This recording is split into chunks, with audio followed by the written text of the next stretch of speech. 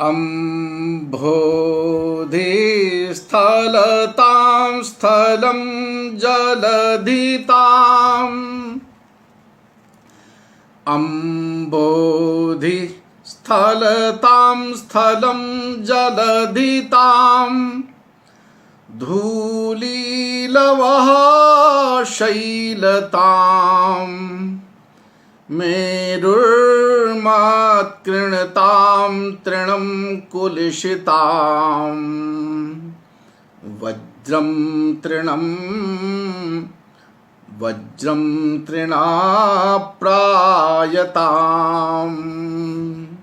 मेरुर्मत्कुणतां तृणं कुलुषताम् वज्रं तृणाप्रायताम् वह्नि शीतलतां हिमं दहनतां मायाति स्वेच्छया लीला दुर्ललिताद्भुतव्यसनिने देवाय तस्मै नमः। लीला दुर्ललिताद्भुतव्यसनिने देवाय तस्मै नमः। और इस मंगलाचरण के पश्चात आज के इस संस्कृतम भारतम के आमुख पटल पर मेघदूत के दैनिक पाठ्यक्रम में आज हम श्लोक संख्या 34 से प्रारंभ करेंगे। आइए हम लोग मंदा कांता छंद का एक बार पारायण करते हैं।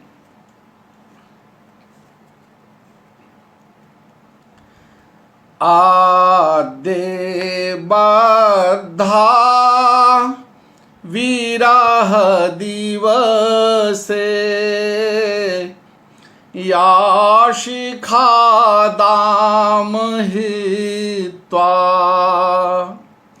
आद्य बद्धा विरह दिवसे या शिखा दाम हित्वा शापस्यान्ते विगलितशुचा तामयोद्वेष्टनीयाम् स्पर्शक्लिष्टामयमितनखेन नाश्रीकृत्सारयन्तीं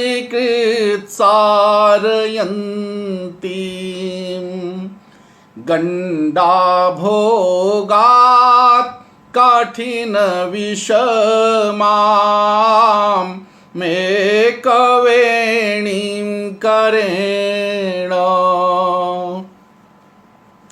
आज के इस प्रसंग में यक्ष अपने उस दूत मेघ से कहता है कि हे बंधु, हे भाई, उस यक्ष, उस मेरी प्रियतमा को जब तुम उस झरोखे पे बैठ के सोई है कि जागी है, ये सब देख लोगे।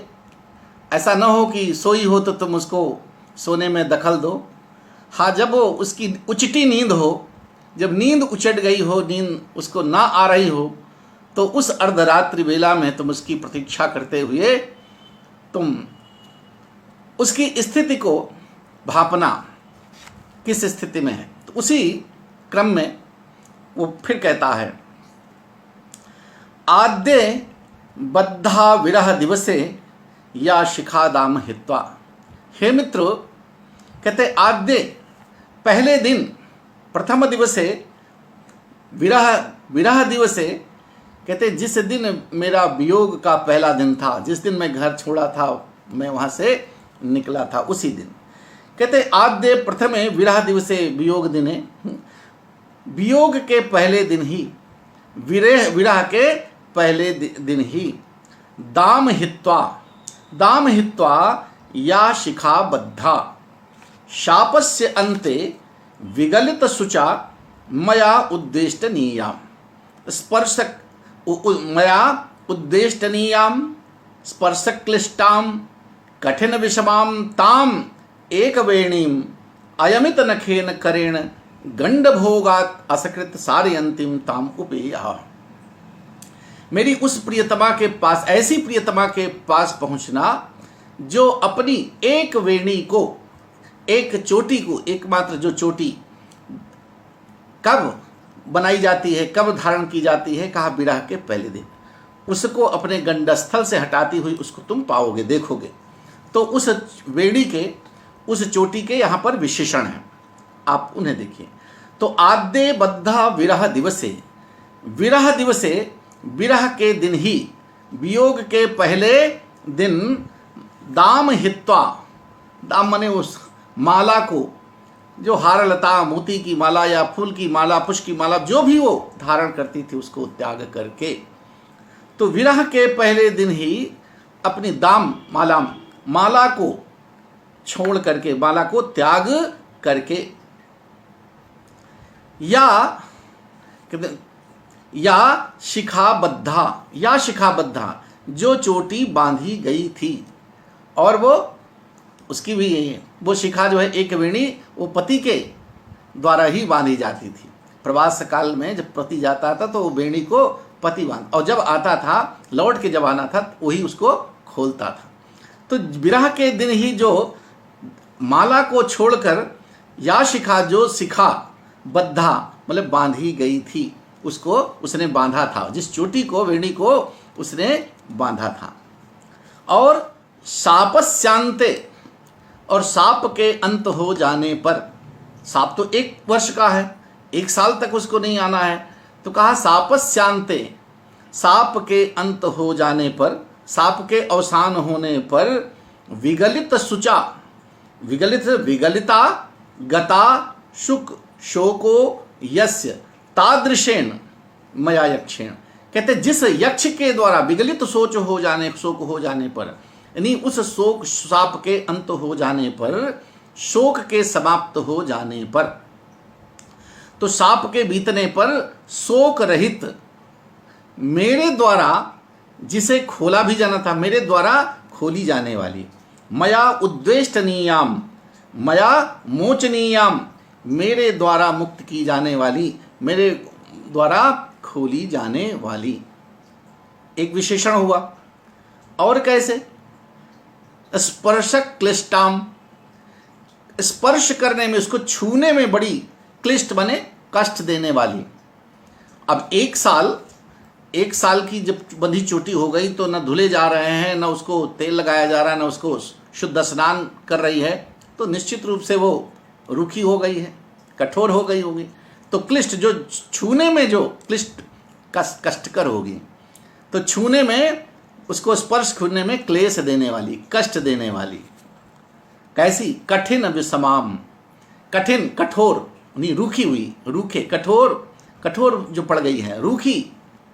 और विषमाम, विषमाम जो समतल नहीं है, कठिन विषमाम, कठिना कठोरा चासौ विषमा, निम्नोन्नता, विषम ऊंची नीची, उबड़ खाबड़। तो यहाँ पर उबड़ खाबड़ का मतलब जो बराबर नहीं है, जो उलझी हुई है, जो चोटी एकदम उलझी हुई है, विषम है, संवरी हुई नहीं है, हाँ, वो उलझी हुई है, बिखरी हुई है। तो ऐसी उस चोटी को, तो यहाँ पर कितने विशेषण हुए? तो ऐसी चोटी जो विरह के दिन ही, पहले दिन बांधी हुई, दाम हित्वा, कहते हैं माला को, गले में जो कंठहार पहनती थी माला, उसको त्याग करके, तो विरह के दिन ही माला को त्याग करके, या शिखा, जो वेणी, जो चोटी, जो चोटी बांध ली गई थी, जो वेणी बांधी गई थी, शापस्यांते, वो भी पति के उपस्थिति में ही बांधी गई थी, और वो खोली कब जाएगी उसके लिए कहता है शापस्यांते, साप के अंत हो जाने पर, विगलित शुचा, शोक रहित होने पर, शोक रहित होकर, मया उद्वेष्टनीयाम, मेरे द्वारा अर्थात उस यक्ष के द्वारा खोली जाने वाली, एक विशेषण हुआ। स्पर्शक्लिष्टाम, स्पर्शक्लिष्टाम छूने में कष्ट देने वाली, उसको जब छूते भी हैं तो वो हाथ उसमें कष्ट का अनुभव करता है। तो छूने में कष्ट देने वाली, और स्पर्श क्लिष्टाम कठिन विषमाम, कठिन कठोर रूखी लगने वाली और उलझी हुई। एक वेणी माने उस एक वेणी को, एक एकहरी कह लीजिए, एकहरी चोटी को। प्रायः 2 चोटियां बांधने की परंपरा थी और वो एक चोटी वो प्रवास काल में बांधी थी। तो एकहरी चोटी वाली, एकहरी अपनी उस चोटी को क्या करती हुई, आयमित नखेन, आयमित नखेन, आयमिता अकर्तितो पांता नखाह कररुहा यस्य तादृशेन करेण हस्तेन, अर्थात ऐसे हाथ से जिसके नाखून नहीं काटे गए हैं, बिना कटे हुए नाखूनों वाले हाथ से।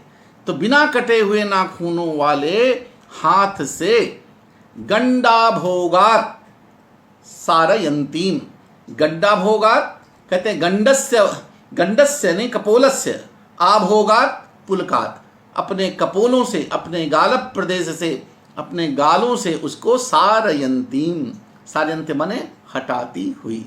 अपने जो चोटी लटक रही है, गालों पे आ गई है, रूखी है, कठोर है, रूखी है, उलझी हुई है, छूने में भी कष्ट देने वाली है, ऐसी कठोर को नाखून भी उसने नहीं काट रखे हैं, तो बिना कटे हुए नाखूनों वाले हाथ से उसको हटाती हुई, सारयंती हटाती हुई, ऐसी उस मेरी प्रीतमा को के समीप तुम्हें पहुंचना है, जाना है। फिर से देखिए, आद्य बद्धा विरह, तो विरह के दिन ही, विरह के आद्य माने पहले, प्रथम दिवस ही, विरह के प्रथम दिवस ही, पहले दिन ही माला का परित्याग करके, माला को छोड़ करके, माला को त्याग कर, या शिखा जो चोटी, अब चोटी के कई विषय, जो चोटी बांध ली गई थी, मेरे द्वारा बंधाई गई थी, और सापश्चान्ते, साप के अंत हो जाने पर विगलित शोक वाली होकर के, शोक रहित होकर के मेरे प्रवास से लौटूंगा तो निश्चित उसका शोक भी अंत होगा। तो प्रवास, साप के अंत होने पर शोक रहित होकर, ताम शोक रहित मेरे द्वारा उद्वेष्टनीय मन खोली जाने वाली। अब सारे विशेषण छोटे के जा रहे हैं। खोली जाने वाली, स्पर्श करने में, छूने में कष्ट देने वाली, कठिन कठोर रूखी, रूखी दिखने में रूखी लगने वाली, और विषम उलझी हुई, इधर उधर बिखरी हुई, उलझी हुई, उस एकहरी, एक वेणीम, एक वेणी माने एकहरी, एक मात्र उस वेणी को अपने अयमित नखेन, बिना कटे हुए नाखूनों वाले, करेण, करेण माने हाथ हुई। ऐसी कुछ हमारे यहाँ लाइट डिस्टर्ब कर रही है, अगर बीच में व्यवधान हो रहा है तो आप लोग, ये हम जुड़े हुए हैं, बीच बीच में कभी आज बिजली जा रही है यहाँ से, तो हम दूसरा आगे बढ़ते हैं। अब वो यक्ष प्रिया की, अब ये दीन दशा सब उसकी स्थिति को बता रहा है, कैसी कैसी होगी। उसी में एक और दृश्य है, सासन्यस्ता भरणमबला पेशलं धारयन्ती शय्योत्संगे निहितमसकृत् दुःख दुःखेन गात्रम् त्वामाप्यस्रं नवजलमयं मोचयिष्यत्यवश्यम् प्रायः सर्वो भवति करुणा प्रेत्रीरार्द्रान्तरात्मा। अब उसकी दीन दशा, करुणा कैसी है उस पर दृष्टिपात करते हुए कहता है, हे मित्र दुख दुखेन, दुख दुखेन अर्थात दुख प्रकारेण अतिशय दुखेन इति यावत। कहते अत्यधिक दुखवश, अत्यधिक दुख के कारण, अत्यंत दुख के साथ। तो दुख दुखेन संयोत्संगे निहितम सन्न्यस्ताभरणम पेशलम गात्रम चारयन्ती सा अबला त्वामपि नवजलमयम अस्त्रम अवश्यम मोचयिष्यति। प्रायः आर्द्रांतरात्मा सर्वैः करुणावृत्ति भवति। बहुत अच्छी बात बताई कि जो दयालु प्रवृत्ति के व्यक्ति होते हैं, जिनका हृदय द्रवित होने वाला होता है किसी की व्यथा को, दुख को देखकर, वो वास्तव में उनकी जो कोमल हृदय वाले होते हैं, जो करुणार्द्र हृदय वाले होते हैं, ऐसे स्वभाव वाले व्यक्ति स्वभाव से ही प्रायः कहते हैं दयालु स्वभाव के होते हैं, उनका स्वभाव ही दयापूर्ण होता है।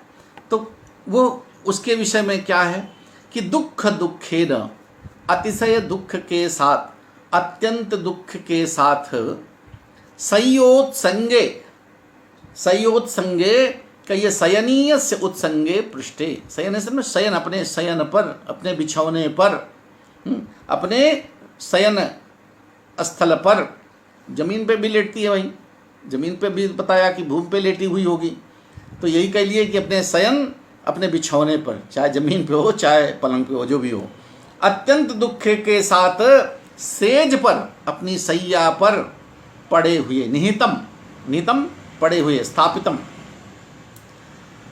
किसको, निहितम संस्थाभरणम पेशलम गात्रम धारयन्ति।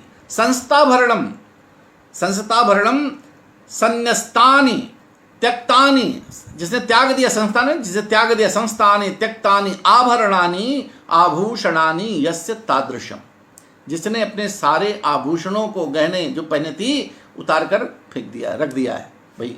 प्रवास में उसने आभूषण तो धारण नहीं कर रही है, तो बिना आभूषण वाली, तो अत्यंत दुख के साथ सैया पर, सेज पर पड़े हुए आभूषण विहीन अपने पेशलम गात्रम धारयन्ति, अपने पेशलम माने कोमलम, अपने कोमल शरीर को धारण किए हुए, अत्यंत दुख के साथ सैया पर, सेज पर, बिछौने पर आभूषण विहीन, कह लीजिए आभूषण विहीन कोमल शरीर को धारण किए हुए।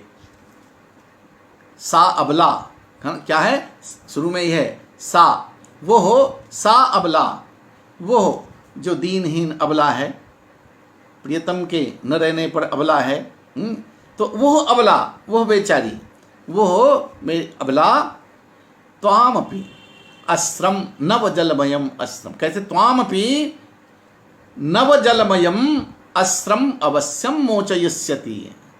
वो अबला तुमसे भी, तुमको भी नए जल रूपी, अभिनव जल रूपी आंसुओं को छोड़ने में, आंसुओं को बहाने में तुमको प्रेरित करेगी, गिरवाएगी। अर्थात उसके दया, जो इसकी जो दुख भरी जो उसका शरीर देखोगे, तो तुम भी उस दया से इतने द्रवित हो जाओगे कि तुम भी अपने प्रथम अभिनव जल रूपी आंसुओं का अश्रुपात करने से बाज नहीं, अर्थात तुम भी आंसू बहा दोगे। हे मित्र, तुम भी उसकी करुणार्ध उस स्थिति को देखकर तुम भी आंसू बहाने से तुम बच नहीं पाओगे।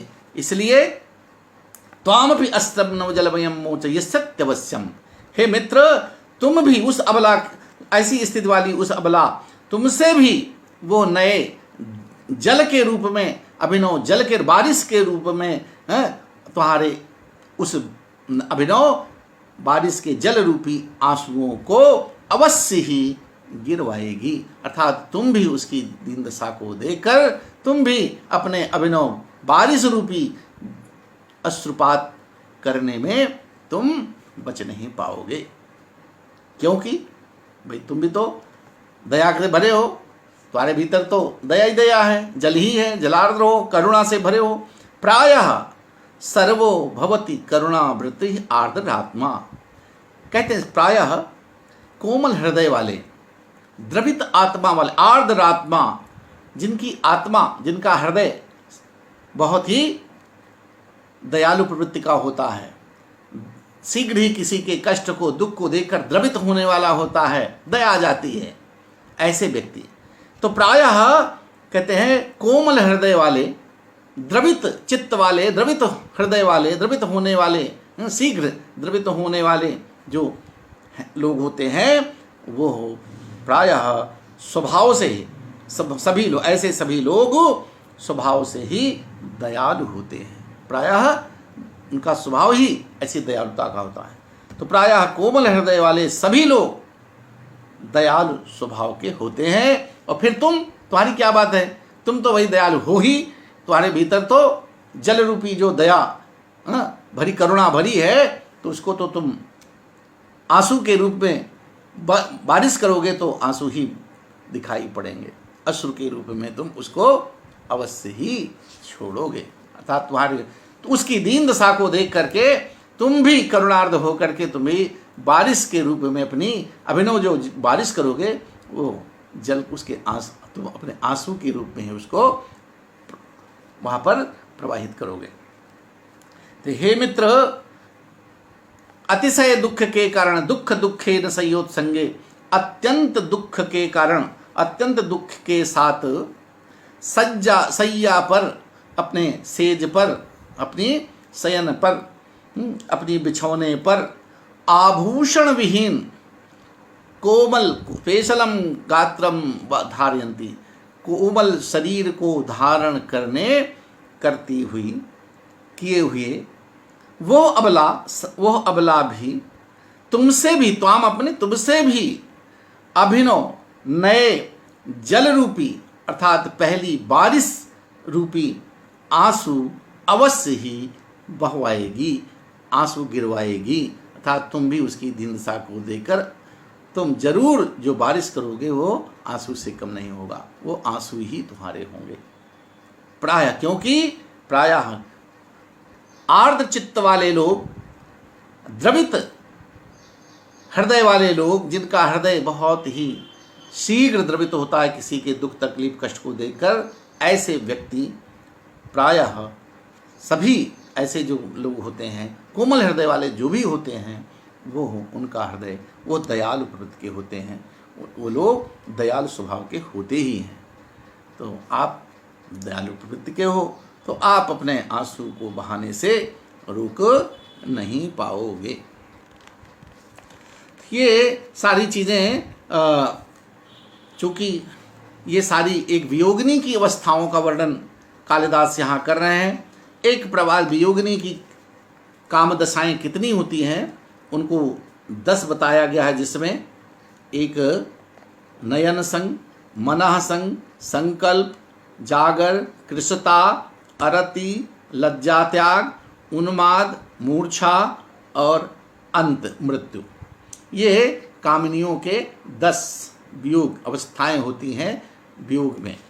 तो इसमें से कुछ तो उसके पास है अभी, एक तो प्रारंभ और अंत उसका भी सब खैर शुभ ही होगा, क्योंकि प्रारंभ में तो गया तो उससे मिल के गया, अंत में आएगा तो मृत्यु होने की कोई है। बीच की सारी स्थितियां कालिदास यहाँ पर प्रदर्शित कर रहे हैं। तो अभी जितने भी पद्य आप पढ़ रहे हैं उसमें उस कामिनी का कोई न कोई ये उसकी जो काम दशाएं हैं उनका वो चित्रण यहाँ कर रहे हैं।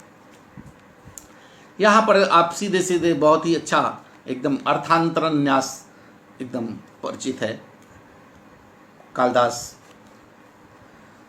मेघदूत में अर्थांतरण न्यास का प्रयोग प्रायः करते ही हैं। आगे, जाने सख्यास्तव मयि मनः संभृत स्नेहमस्मात् दित्थं भूतां प्रथम विरहे तामहं तर्कयामि।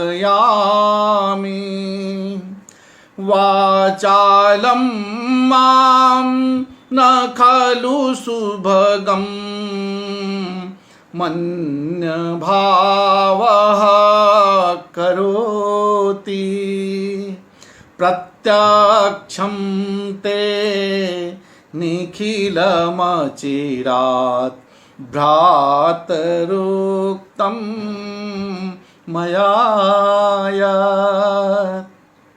अब बेचारा यक्ष जो है सोच रहा है कि अरे अपने प्रियतमा की बहुत गुणगान मैं कर रहा हूँ, बहुत बड़ाई कर रहा हूँ, कहीं ऐसा नहीं कि मेघ जो है ये वहाँ पहुँच करके इसको लगे कि इस समय मैं झूठे प्रलाप कर रहा हूँ। तो उसकी भी वो शंका करने का निवारण करता है कि भाई देखो, जाने मैं ऐसा सब तुमसे क्यों बता रहा हूँ। ये सारी उसकी जो दशाएं हैं इस प्रकार की होगी ऐसी क्यों मैं कह रहा हूँ कि जाने सख्यास्तव मयि मनः। हे मित्र, तब सख्या, तुम्हारी जो सखी है, जो तुम्हारी भ्रातृजाया है, जिसे सहेली भी बना दिया, भाभी भी बना दिया, भौजाई भी बना दिया, कहा वो तुम्हारी जो सखी है उसके विषय में मनः मयि संभृति स्नेहम जाने। मेरा मन उसके, मेरे प्रति जो उसका प्रेम भाव है, मैं तुम्हारी सखी के मन को, मेरे प्रति उसकी जो प्रगाढ़, उसकी स्नेह की जो प्रगाढ़ता है, उसका जो स्नेह है, प्रेम है, उसको मैं भली भांति जानता हूँ। हे मित्र, वो मेरी प्रियतमा मुझे कितना चाहती है या मैं कितना चाहता हूँ, उसका मेरे प्रति कितना स्नेह है, प्रेम है, वह मैं भली भांति इसको पहचानता हूँ, जानता हूँ।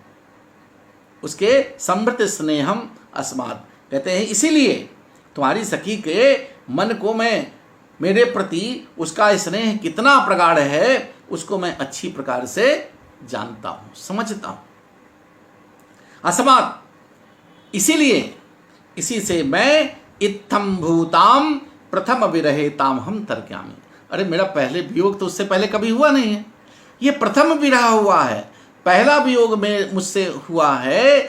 अस्मात् बने इसलिए, इत्थम भूताम, ऐसी हो गई होगी, इस प्रकार की हो गई होगी, हाँ निश्चित रूप से। तामहम तर्कयामि, ताम मने उसको मैं इसलिए ऐसा समझता हूँ।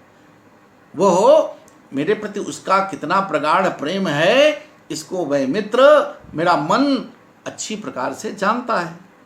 क्योंकि पहला ये वियोग हुआ है, पहली बार मैं घर से अलग हुआ हूँ, पहली बार घर छोड़ा हूँ मैं, तो इस प्रकार की दशा उसकी अवश्य हो गई होगी, ऐसा मुझे विश्वास है, ऐसा मुझे इसमें कोई संदेह नहीं है। प्रथम, ये पहला विरह है, प्रथम विरह होने के कारण ताम हम इत्थम भूताम तर्कयामि, मैं उस प्रियतमा को इस प्रकार की हुई, इस प्रकार की हो गई होगी, ऐसा मैं बिल्कुल सोच रहा हूँ। तर्कयामि, ऐसा मैं कल्पना कर रहा हूँ, ऐसा मैं सोच रहा हूँ, अनुमान कर रहा हूँ, ऐसा मैं अनुभव कर रहा हूँ, अनुमान कर रहा हूँ। वाचालम माम न खलु सुभगम मन्य भावः करोति। अरे मित्र, कहा भाई देखो, ऐसी बात नहीं है कि अपने को सुभगम मन्य माना, अरे मैं बहुत पत्नी वाला हूँ, बहुत मेरी प्रियतमा मुझे प्यार करती है, ऐसी जो मेरे अंदर गर्व भावना हो, अहम हो, मैं अपने को बहुत सौभाग्यशाली समझकर इस तरह की तुमसे बात बता रहा हूँ, उस प्रियतमा की बड़ाई कर रहा हूँ, ऐसी बात नहीं है। वाचालाम माम न खलु सुभगम मन्य भावा, अपने को सौभाग्यशाली मानने का जो मेरा अभिमान है, मेरा भाव है, ऐसा मुझे तुमसे इस प्रकार का वाचाल, इस प्रकार की वार्ता करने के लिए, इस प्रकार की संदेश देने के लिए, इस प्रकार की उसके विषय में बताने के लिए ऐसे इसलिए बाध्य नहीं कर रहा है। मैं बहुत सौभाग्यशाली हूँ, अपने को सौभाग्यशाली समझने वाला या अपने को बहुत गौरव समझने वाले प्रियतमा के कारण इस ऐसा मान करके मैं तुम्हारे सामने सब बता रहा हूँ, वाचाल बन रहा हूँ, तुम्हारे सामने ये सब बोल रहा हूँ। माँ, ऐसा नहीं है, ऐसा नहीं है। वाचालाम माम न खलु सुभगम मन्य भावा करोति, कहते हैं अपने को सौभाग्यशाली समझने का भाव मुझे इस प्रकार से तुम्हारे समक्ष बताने के लिए ये मुझे बाध्य नहीं करता है। हाँ, मुझको वाचाल नहीं करता है, बोलने के लिए ऐसा प्रेरित नहीं करता है, बल्कि प्रत्यक्षम ते निखिलम अचिराद भ्रातरुक्तम मया था। हे भाई, हे भाई, हे भ्रात, अरे भाई निखिलम अचिराद, अरे शीघ्र ही, अचिराद बने शीघ्र ही, जैसे तुम वहां पहुंचोगे, ते प्रत्यक्षम, मैं जो कुछ तुमसे बता रहा हूं, निखिलम अचिराद ते प्रत्यक्षम भविष्यति, अरे बहुत तुमको शीघ्र ही जो कुछ मैं तुमसे बता रहा हूं, बक रहा हूं, हाँ, गुणगान कर रहा हूं, वो तुमको प्रत्यक्ष ही तुम अपनी आंखों से उसको जाके वहां पर शीघ्र ही देख लोगे। हाँ, तो वो उसको अपना भाई कहीं ये न समझ ले कि भाई मैं बहुत बड़ाई कर रहा हूँ, हाँ, बड़ा अपने को अभिमान है इसका, मेरी प्रियतमा पर बड़ा अभिमान है, तो इस भावना से मैं तुमसे ये सब बातें नहीं कर रहा हूँ। अरे भाई तुम बहुत जल्दी ही तुम जा करके उसको प्रत्यक्ष सब कुछ जो मैं बता रहा हूँ, जिस तरह से बता रहा हूँ, वो सब तुम अचिरात भ्रातः उक्तम मया, हे भाई मेरे द्वारा जो कुछ बताया गया है, मेरे द्वारा जो कुछ कहा गया है उसके विषय में, उसको तुम शीघ्र ही वहां पहुंचकर प्रत्यक्ष साक्षात तुम उसको अपनी आंखों से देख सकोगे। तो जाने सख्यास्तवमयी मनः समृतस्नेहमस्मा, तो तव सख्या, हे भाई तुम्हारी सखी का मेरे मन, तुम्हारे सखी के मन को मेरे प्रति कितना स्नेह है, मेरे प्रति स्नेह से परिपूर्ण समझता हूँ, मेरे प्रति कितना उसका प्रगाढ़ प्रेम है, इसको मैं अच्छी प्रकार से जानता हूँ। असमात, इसीलिए प्रथम विरहे इत्थम भूताम तामहम तर्कयामि, इसलिए प्रथम पहला वियोग है, पहली बार मैं उससे अलग हुआ हूँ, इस प्रकार, इसलिए इस प्रकार की हो गई होगी, इत्थम भूताम ऐसी हो गई हो, इस प्रकार की हो गई होगी, ऐसी मैं कल्पना करता हूँ, ऐसा मैं अनुमान कर रहा हूँ। वाचालम माम न खलु सुभगम मन्य भावा करोते, हे मित्र, कहते हैं सुभगम मन्य भावा, अपने को सौभाग्यशाली समझने का भाव, मैं बहुत भाग्यशाली हूँ, इस प्रकार का मेरे के भीतर अगर तुम समझ रहे हो कोई अहम है, गर्व है, तो और इसके कारण मैं इस प्रकार से वाचाल हो रहा हूँ तुम्हारे समक्ष, ये सब मैं तुमसे बकवास बातें कर रहा हूँ, बता रहा हूँ, ये सब अपने को बहुत गर्व मानते हुए, सौभाग्यशाली समझने के कारण मैं अगर इस प्रकार से तुमसे सब बता रहा हूँ, तो हे मित्र इसको अन्यथा मत लो। हे भाई यत उक्तम मया, मैंने जो कुछ तुमसे कहा है, जो कुछ बताया है, निखिलम वो सब कुछ, अचिरात शीघ्रमेव, शीघ्र ही, प्रत्यक्षम भविष्यति, तुम्हें प्रत्यक्ष हो जाएगा, साक्षात तुम अपनी आंखों से उसको वहां जाकर के देख सकोगे।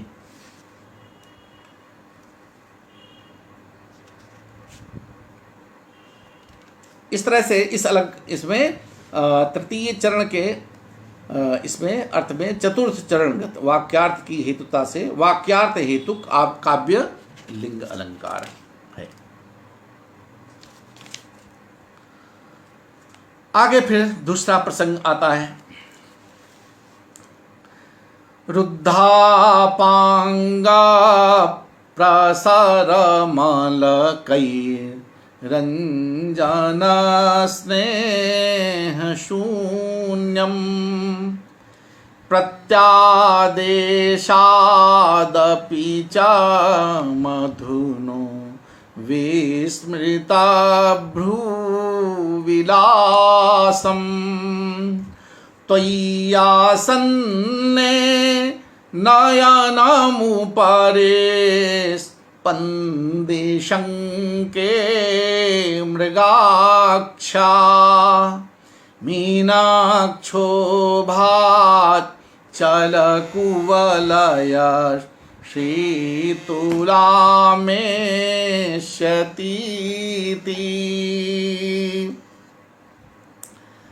अब इसमें जो है, अब यक्ष देखिए, अब उसकी फड़कने वाले अंगों का वर्णन हो रहा है। आगे कुछ उसके कहते हैं जब कोई शकुन होना है, जब कोई होनी होती है तो अंग फड़कते हैं। तो आपने देखा कि हमारे यहाँ तो संस्कृत साहित्य में सामुद्रिक शास्त्र भी है, उस पर सब बताए गए हैं कि किस अंग के फड़कने से क्या शुभ अशुभ क्या होता है। कालिदास इसको हर जगह प्रयोग करते हैं। विज्ञान शाकुंतलम में भी कर्णवाश्रम में प्रवेश करने के पहले दुष्यंत की भी भुजा फड़कती है। तो यहाँ पर भी देखिए उस तरह का वर्णन कालिदास करते हैं। रुद्धा पांग प्रसर मलकई अंजनम स्नेह शून्यम प्रत्यादेशादपि च मधुनो विस्मृत भ्रूविलासम त्वय्यासन्ने नयन उपरिस्पंद संके मृगाक्षाः मीनक्षोभा चलकुले श्री तुलामेशति। हे मित्र, उस मेरी जो मृग नयनी प्रियतमा की नेत्र है, मृग सरीखी जो नेत्रों वाली मेरी प्रियतमा है, मृग नयनी मृगाक्षा नयनम, कहते उस मृग की मृग नयनी वो मेरी प्रियतमा जो है, उसके नयन किसके समान, नीचे कहते मीनक क्षोभा चलक बोले थी तुलाम में शती, सारे विशेषण नयन के मिले गए। देखिए अलकैः रुद्धापांग प्रसरम अंजन स्नेह शून्यम अपि च मधुनः प्रत्यादेशात् विस्मृत भ्रूविलासम उपरिस्पंदी मृगाक्षाः नयनम त्वयि आसन्ने मीनक्षोभात् चल कुवलय श्री तुलाम एस्यति इति। यहाँ नयन के विशेषण है उस मेरी प्रियतमा के नेत्र। कैसे नेत्र? मृग, मृगनयनी, मृगी के समान, मृग हिरणी के समान जिसके नेत्र हैं, ऐसे वे नेत्र। अब भाई उस समय तो नेत्र चिकने थे, सब कुछ था, लेकिन इस समय की स्थिति क्या होगी, कैसा है, कहते उसका वर्णन करता है। रुद्धापांग, कहते जिसके अपांग, जिसके नेत्रांत, आंखों के कोर जिसको कहते हैं अपांग, चला अपांगाम दृष्टिम, कालिदास लिखते हैं विज्ञान शाकुंतलम में। तो यहाँ पर रुद्धाप, वहाँ चलापांगम है लेकिन यहाँ पर रुद्धा है, इसलिए कि अब प्रियतम उसका नहीं है, तो उसका चलापांग जो दृष्टि थी वो अब रुद्धापांग हो गई है। यहाँ पर देखिए तो अपांग जिसके कटाक्ष अवरुद्ध हो गए हैं, तो रुके हुए हैं। और कैसे? रुद्धापांग प्रसर मलकई, अलख उसकी बालें भी सब खुली हुई हैं, लटें बिखरी हैं। हाँ, तो कहा कि अलकों के अलक, अब अलकें जब खुली हैं, लटके हैं, तो सारे उसके चेहरे पर बाल बिखरे हैं, लटें लटकी हुई हैं, तो कहाँ कटाक्ष दिखाई पड़ेगा उसका? तो उसके कटाक्ष नेत्रांत उसकी जो है वो सब अवरुद्ध है। किसके कारण? अलकई है, कहते बालों के कारण खुले हैं, बाल उसके जो है कैसे हैं, रुके हुए हैं, सब देख चुके हैं एक पीढ़ी, और बिखरे हुए हैं, विषम हैं। तो बालों से अवरुद्ध हुई अपांगों वाले नेत्रों के लिए है ये विशेषण। तो बालों से जिनके कटाक्ष रोक लिए गए हैं, जो अपने नेत्रांत, जिनको कटाक्षों को चलाने में एकदम चलाए में तो दिखाई नहीं पड़ेगा, इसलिए कि ढके हुए हैं। तो बालों से अवरुद्ध अपांगों वाली, कटाक्ष वाली, नेत्रांत वाली, और सारे विशेषण देखिए। स्नेह शून्यम, हाँ, अंजन स्नेह शून्यम, अंजन काजल भी नहीं लगाती है, ये सब सारे आभूषण श्रृंगार से उसके नहीं हो रहे हैं इस समय। तो अंजन स्नेह शून्यम, कहते काजल की चिकनाई से रहित, काजल जिसमें है ही नहीं है तो कहाँ चिकनाई होगी? तो काजल की, आंजन की चिकनाई से शून्य अर्थात रहित, जिसमें आंजन नहीं है, काजल दिखाई ही नहीं पड़ रहा है, तो काजल की चिकनाई से रहित। प्रत्यादेशादपि च मधुना, और मधु को, अब देखिए प्रियतम था तो सोमरस पीते थे भाई, ये लोग तो देव थे, यक्ष लोग थे, तो मदिरापान भी करते थे। इनके लिए कौन है? पहाड़ के लोग मदिरापान न करें तो जीवित न रहें, तो भाई पहाड़ में है, यक्ष में है, तो वहाँ के लोगों के लिए तो ये दवा है।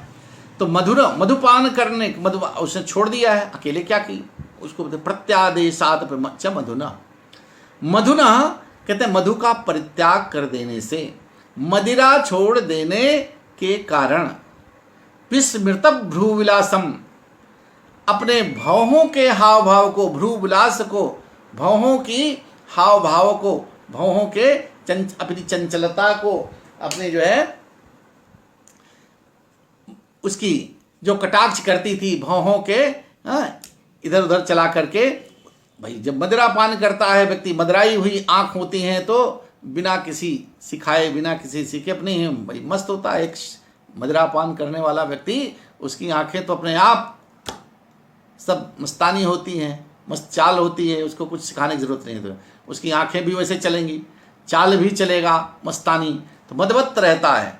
तो वही कहते यहाँ पर है कि मत प्रत्यादेशाब्ज मधुनो, और मदिरा का परित्याग कर देने से, मदिरा पान न करने के कारण विस्मृत भ्रूविलासम, अरे जिसने भौहों का चलाना, भौहों का हाव भाव मटकाना, ये सब जिसने विस्मृत कर दिया है, भूल गई, भूले हुए हैं, तो भौहों के हाव भाव को भूल जाने वाली मदिरा पान, मदिरा छोड़ देने के कारण भौहों के हाव भाव विलास को, हाव भाव को छोड़ देने, भूल जाने वाली।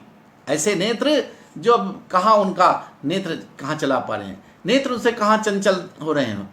प्रियतम वियोग है, पढ़िए वियोग नहीं, तो उसको अब कटाक्ष करने की जरूरत नहीं, उसको नेत्रों को चलाने की जरूरत नहीं है, तो उसके नेत्र भी एकदम अब शांत हो गए, स्थिर। क्यों कहते हैं मधुना, मदिरा छोड़ देने के कारण विस्मृत भ्रू विलासम, भौहों के हाव भाव को, वर्णों की विलासिता को, भौहों के कटाक्ष जो चलाए जाते थे उनको भूल जाने वाली, कटाक्षपात करना नहीं, नजराना करना, वो सब भूल चुकी है। चंचलों, अपने नेत्रों का जो अपनी चंचलता थी, जो चांचल्य था, वो सब भूल जाने वाली ऐसे नेत्र। त्वय्या सड्डे, और कहते हैं विस्मृत भ्रूविलासम, उपरिस्पंद और ऊपर की ओर फड़कने वाली, ऊपर की ओर फड़कने वाली। आँख का फड़कना भी बड़ा शुभ अशुभ माना जाता है। किसी के दाहिने हाथ फड़कती है, किसी बाएं हाथ फड़कती है, तो उसी के अनुसार उसका शकुन भी होता, भी बताते हैं। तो कभी कभी ऊपर फड़कती, कभी नीचे फड़कती है, तो वो भी एक दृश्य है। तो यहाँ क्या है, उपरिस्पंदी, ऊपर की ओर फड़कने वाली, ऊपर की ओर फड़कने वाली। मृगाक्षाह नयनम, उस मृग की, मृगाक्षी हिरणी के समान नेत्र वाली उस मेरी प्रियतमा के नयन, यहाँ पर नयन के सारे विशेषण पूरे होते हैं। फिर से देखिए वो नेत्र, उस मृगनयनी के, उस मृगनयनी की, अब यहाँ बाईं आँख का है, क्यों, अभी इसका शकुन बताएंगे। बाईं आँख स्त्री की जब फड़कती है तब वो शुभ माना जाता है, और जब दाईं आँख पुरुष की फड़कती है तो उसको शुभ माना जाता है, सामुद्रिक शास्त्र के अनुसार। तो अभी इसको भी हमारे टीकाकारों ने लिखा, बताता हूँ। तो पहले आप देख लीजिए कि उस मृगनयनी की आँख, उस मृग की, हिरणी की तरह जिसकी आँख है, ऐसी वो आँख इस समय कैसी हो गई है, कहते हैं रुद्धा अपांग, कहते हैं बालों की लटों के लटकने होने से अवरुद्ध अपांगों वाली, कटाक्ष वाली, बालों से अवरुद्ध किए गए, रोके गए अपांग वाली, रोके गए कटाक्ष वाली। अब कटाक्ष जो नहीं कर सकते, नेत्रांत वाली, कोरों, नेत्रों के कोरों वाली, ये कोर इस भाग को कहते हैं। अंजन स्नेह शून्यम, और काजल की चिकनाई से शून्य, और काजल की चिकनाई से रहित, काजल की जिसमें सुंदरता भी नहीं है। और मदिरा छोड़ देने से प्रत्यादेशात अपि मधुना, और मदिरा छोड़ देने के कारण भौहों के चलाने में, भौहों को चलाने में, भौहों की जो कोई चंचलता थी उसको भूल जाने वाली। तो भौहें चलाने की, भौहों के चांचल्य को, चंचलता को चलाने की गति को भूल जाने वाली। और ऊपर स्पंद, ऊपर की ओर फड़कने वाली उस मृगनयनी की आँख, उस मृगाक्षा, उस मृगनयनी की आँख, मृगनयनी है, हिरणी के समान नेत्र हैं, तो उस मृगनयनी की आँख त्वय्यासन्ने, तुम्हारे समीप पहुंचने पर, तो यह सने जब तुम पहुंचोगे तो यह सने तुम्हारे समीप पहुंचने पर क्या होगा?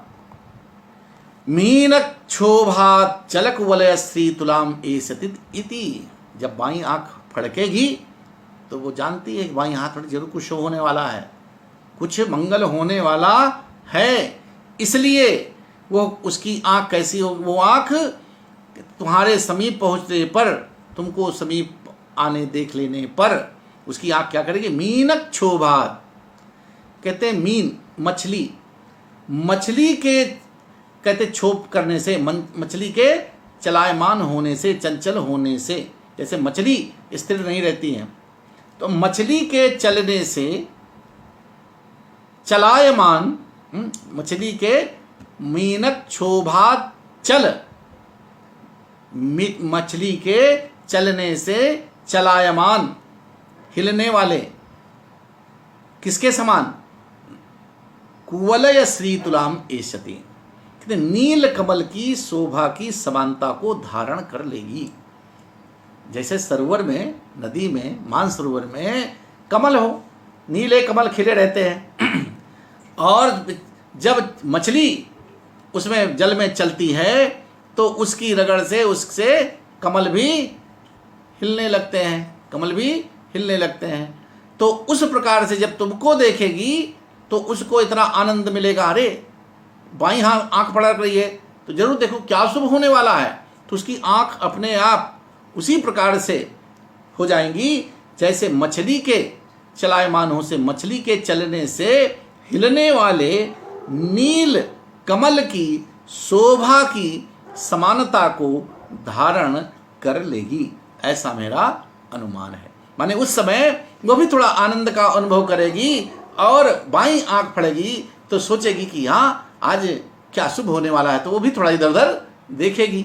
बालक चूंकि तुमको भी तुम समीप उसके पहुंचोगे तो तुम्हारी तरफ जब दृष्टि डालेगी और बाई आंख फड़केगी तो लगता है आज कुछ होने वाला है। तो सामान्य होता है, किसी की आंख फड़कती है, भुजा फड़कती है तो मन में तो हो ही जाता है कि भाई आज क्या होने वाला है। तो स्वाभाविक है। वो उसका वर्णन कालिदास यहाँ कर रहे हैं कि रुद्धा पांग प्रसर बल कई, बालों से अवरुद्ध किए गए कटाक अपांगों, कोरों वाली, नेत्रों के नेत्रांत वाली, आंजन की काजल की चिकनाई से रहित, सब विशेषण नयन के नेत्र के हैं। मदिरा छोड़ देने के कारण भौहें चलाने को भूल जाने वाली, भौहों के चांचल्य को, चंचलता को, भौहों के हाव भाव को भूल जाने वाली, और ऊपर की ओर फड़कने वाली उस मृगनयनी की, उस मृगनयनी मेरी प्रियतमा की आंख, नेत्र, त्वयि आसन, तुम्हारे समीप पहुंचने पर मछली के चलने से हिलने वाले नीले कमल की शोभा की समानता को, अर्थात नीले कमल की शोभा की तरह अपनी उस शोभा को, सुंदरता को धारण कर ली होगी, कर लेगी, ऐसा मैं संकेत, ऐसा मैं अनुमान करता हूँ, ऐसा मैं विचार कर, ऐसा सोच रहा हूँ। तो अब आप देखिए कि इसमें जो विरहिणी नायिकाएं होती हैं, प्रोषित भर्तिका, हमारे यहाँ उसको नाट्यशास्त्र की शैली में अगर जिस पत्नी का पति बाहर जाता है तो उसको नाट्यशास्त्रीय शैली में उसको कहते हैं प्रोषित भर्तृका, जिसका पति बाहर चला गया हो। तो ऐसी स्थिति में तमाम उनके क्या है, कहते हैं वो श्रृंगार नहीं करती हैं, चोटी नहीं खोलती हैं, नहाते, शुद्ध स्नान करती हैं, तमाम कालिदास ने बताया। तो उसके लिए कहते हैं क्रीडाम शरीर संस्कारम समाजोत्सव दर्शनम हास्यम परगृहे यानम त्यजेत प्रोषित भर्तृका। याज्ञवल्क्य स्मृति में कहा गया है किसी प्रकार की क्रीड़ा, शरीर का संस्कार, वही सजावट, आभूषण इत्यादि, समाजोत्सव, किसी के घर में बढ़िया, किसी की शादी बढ़िया, किसी का उत्साह हो वहाँ भी जाना मना है। हास्यम, हंसी तक रुक जाती है। परगृह यानम, दूसरे के घर में जाना भी, ये सब प्रोषित भर्तृका को छोड़ देना चाहिए। भैया चले गए हैं तो भाई उसके। और भी देखिए एक मतलब की चीज़ है, इसको सुन लीजिए आप लोग कि कौन कौन स्पंदान मूर्धनि छत्रलाभम ललाटे पट्टबंसुकम इष्टप्राप्ति दृशोरूर्ध्वम अपांगे हानिमादिदेश आदिशेत।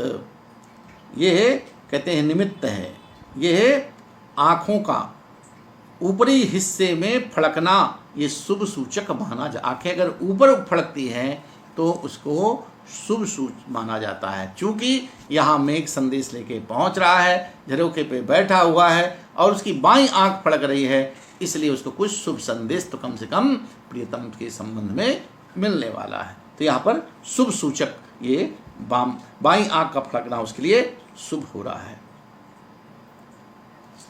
और स्त्रियों की बाईं आँख फड़कती है, ये इसका भी एक प्रमाण है।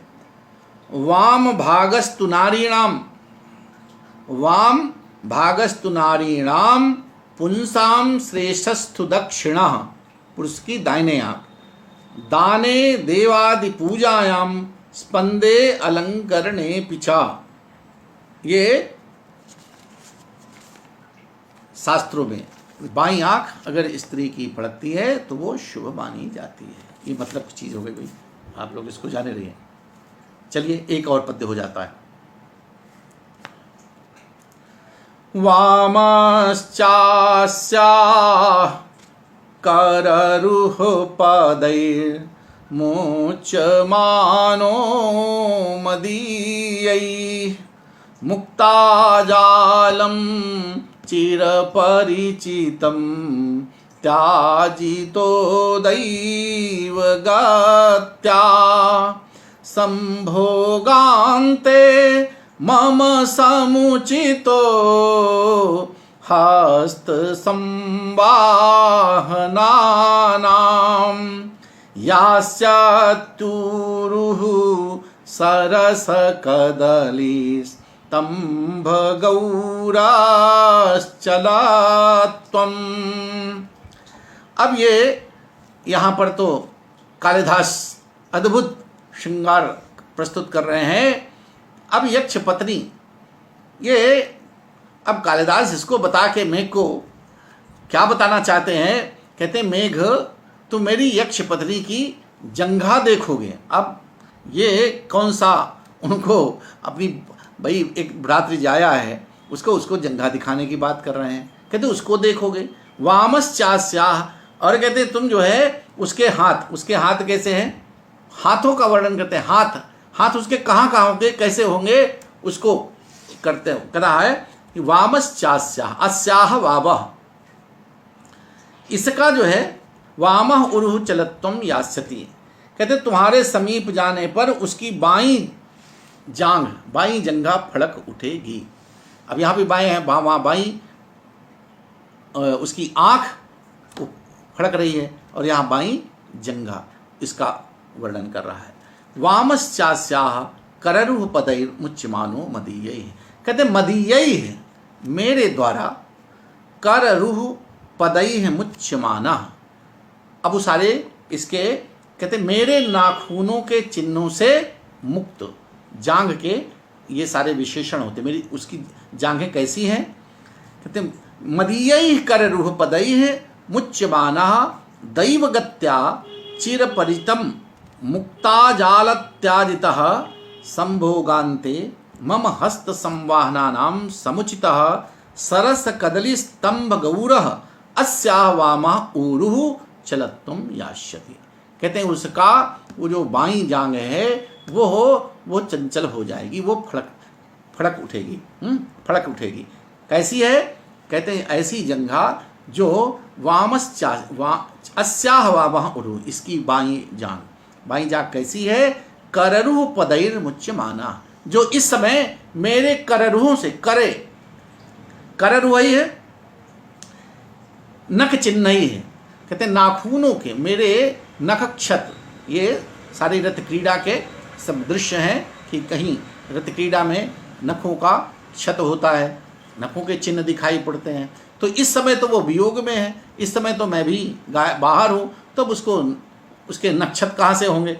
तो कर रूह पदैर मुच्यमानो, मेरे नाखूनों के पदई मन चिन्हों से मुक्त है। इस समय उसके जांघों पर किसी प्रकार के निशान तो होंगे नहीं, तो वो मेरे नाखूनों के चिन्हों से रहित। और दैवगत्या, और दुर्भाग्य से चिर परिचितम मुक्ताजालम त्याजितो, और दुर्भाग्य से बहुत दिनों से, दुर्भाग्यवश चिरकाल से, चिर परिचित बहुत दिनों से, जिस वो जो बहुत प्यारी है, बहुत परिचित है, ऐसी मोतियों की मुक्ताजालम, चिर परिचितम त्याजिति दैवगत्या। तो चिर परिचितम मुक्ताजालम त्याजिता, और दुर्भाग्यवश चिर परिचित मोतियों की जाल को, मुक्ताजालम मोतियों की करधनी को, त्याजितो त्याग देने वाली, आभूषण भी नहीं पहनती है, तो जंघा उसे कटे प्रदेश पर जो करधनी पहनती थी उसको भी छोड़ रखी है। तो दुर्भाग्य इसलिए कि वो प्रियतम बाहर है, आभूषण पहन नहीं सकती है। तो दुर्भाग्यवश चिर परिचित मोतियों की करधनी को त्याग किए हुए। और कैसी जांग है, अब ये कहते हैं संभोगांते मम समझितो हस्त संवाहनानम, और संभोग करने के पश्चात, रत क्रिया सहवास करने के पश्चात, मम मेरे द्वारा, हस्त संवाहन नाम समुचिता, मेरे हाथों से दबाई जाने वाली, मेरे हाथों से दबाई जाने योग्य। कैसी, एक और बड़ी उपमा दे रहे कालिदास, सरस कदली स्तंभ गौरस चलत्वम यास्यति। कहते सरस कदली दर, जांग कैसी है उसकी प्रियतमा की, कहते कदली के स्तंभ की तरह। स्तंभ तो हरा होता है भाई, चलो, लेकिन यहाँ पर एक विशेषण उसके लिए भी देते हैं, सरस कदली। सरस कदली कब होता है, जब केले के स्तंभ को, जो उसके ऊपर का छिलका हरा भाग निकाल दीजिए, और फिर उसके जो सरसता होती, जो चिकनाई होती, चिकनाहट होती है, हाँ, तो कहते ऐसे रसीले, सरस रसीले स्तंभ को, रसीले केले के तने के समान, केले के स्तंभ के आंतरिक रसीले भाग के समान, ऐसी गौर वर्ण वाली, गौर वर्ण वाली, गोरी लगने वाली। तो केले के भीतरी चिकने सरस रसीले स्तंभ के समान गौर वर्ण वाली उस मेरी प्रियतमा की जो बामह ऊरू है, बाई जांग, तुमको देख करके, तुमको समीप पा करके फड़क उठेगी। चलत्वम यास्यति, वो चलायमान हो जाएगी, चंचल हो उठेगी, अर्थात वो फड़कने लगेगी। तो ये है स्त्रियों, ये फिर से देखिए, वामश्चास्याह कररुह पदय, ऐसी उस प्रियतमा की ऐसी बाई जांग जो मेरे नाखूनों के चिन्हों से रहित है, मेरे नाखूनों के चिन्हों से मुक्त, और दुर्भाग्यवश बहुत अधिक प्रिय लगने वाली मोतियों की करधनी का त्याग किए हुए, और मेरे सहवास के उपरांत संभोग करने के पश्चात मेरे हाथों से दबाई जाने योग्य, और नए अभिनव ताजे केले के आंतरिक जो गौरवर्ण का सरस रसीला भाग होता है स्तंभ, ऐसे केले के भीतरी स्तंभ की चिकनाई के समान, उसके सरस स्तंभ के समान गौर वर्ण वाली उसकी, उस प्रियतमा की बाम उरु चलायमान हो जाएगी, उसकी बाई जंघा वो फड़क उठेगी, वो चल हो उठेगी। तो बायां, तो इसमें देख चुके कि बाएं का फड़कना शुभ ही है स्त्रियों के लिए। ऊरोह स्पंदाद रति विद्यात ऊर्वो प्राप्ति सुवासना, कहते हैं जब बाईं जांग फड़कती है तो उसमें रति सुख का आनंद मिलता है, और जब दोनों जांग फड़कती है तो उसमें उसको सुंदर वस्त्र पहनने की, धारण करने की पूर्ति होती है। ऐसा हमारे शास्त्रकारों ने लिखा है। तो चलिए मित्रों, आज मेघदूत का ये पाठ यहीं पर हम विश्राम लेते हैं। आप सभी दर्शक श्रोता इस संस्कृतम भारतम के आमुख पटल पर जो भी हमारे आदरणीय गुरुजन, प्रियजन, स्नेहीजन, मित्रजन, विद्यार्थीगण सब उपस्थित है, आप सबका हार्दिक अभिनंदन, अभिवादन, स्वागत है। आप ऐसे जुड़ते रहिए। जो भी हमारे आमुख पटल पर दृश्य आते हैं उन सब के प्रति मेरी शुभकामना, मेरा अभिवादन, प्रणाम, धन्यवाद।